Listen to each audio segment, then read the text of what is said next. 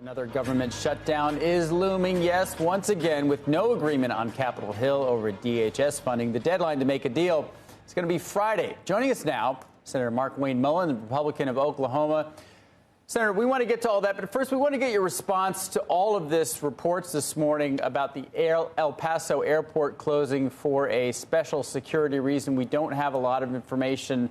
I don't know if you've heard anything, if you know anything, but what do you make of this report? Well, I haven't been briefed on this at all, Robert. In fact, I didn't know about it until just a while ago, so I don't have the ability to speak on it, other than I'm sure they did it for a particular reason, and thank goodness DHS is able to do their job right now. Yeah, and one of the concerns about the shutdown is that it would affect TSA, it would affect the Coast Guard. But TSA is where the rubber really hits the road for a lot of Americans. It's what caused a lot of shutdowns to end recently. When people start to see those delays at the airport, they really get fed up and they call their congresspeople to end it. What does it look like? What is the status of talks right now about that shutdown, and where do you think this ends up?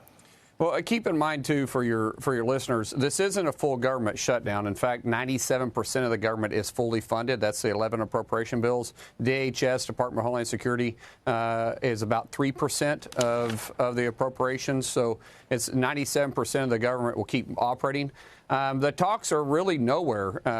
Robert, the truth is, I'm not sure what the Democrats' end of game here is, because what they're trying to do is keep ICE and the Border Patrol from doing their job.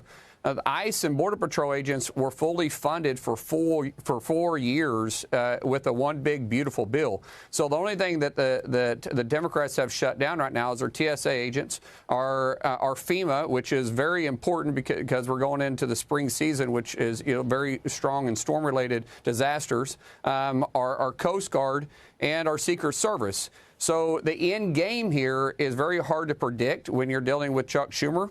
I think what's likely to happen is that we do a continuing resolution once again for a few weeks, and that'll probably be sometime tomorrow. And the reason why is because you have 30 Democrats leaving tomorrow to go to Munich on Codell. So I believe they'll be motivated to get something done. But at the same time, I don't know what their end game, what the results are, what is it that they're trying to get accomplished. If I can figure that out, then we can start negotiating, because what their demands are not reasonable.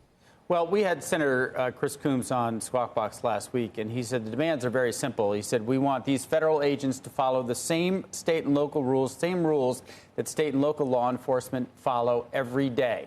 Doesn't that make sense to you, or do you think they're really asking for something beyond that? Well, the truth is they're federal agents. They're not state and local, although a lot of state and local agents will cross-deputize with them.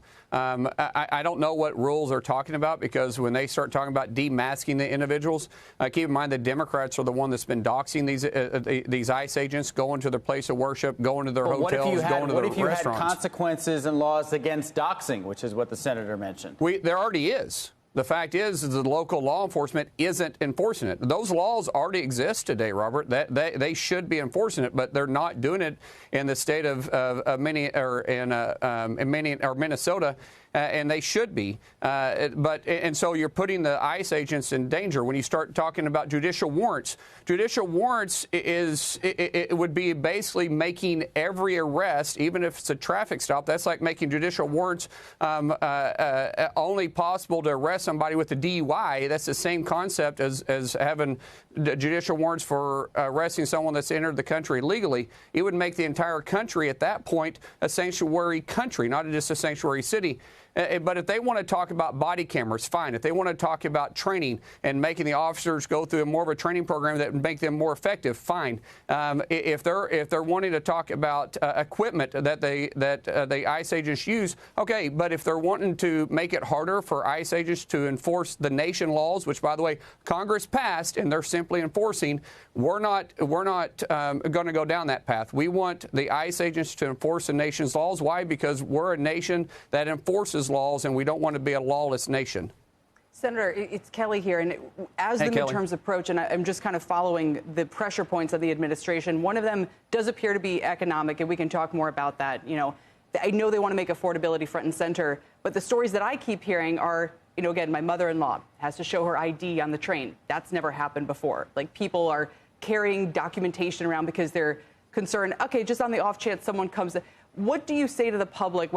This is stuff I'm hearing for the first time that wasn't even happening a few months ago. Are people overreacting to what they observe is a higher pattern of being checked, right? People who are naturalized citizens. Do you know what I'm saying? So Sure. What is your message to the public about these events and whether they should expect more or less of that going forward, especially at a time when the administration might have other things it wants to talk about, but seems to be okay with letting this state of affairs go on?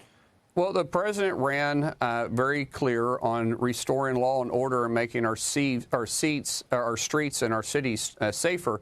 As far as people having to show ID, I don't know what it's like all around the country. I can just speak about my own experience with our state and what you see here in Washington, D.C.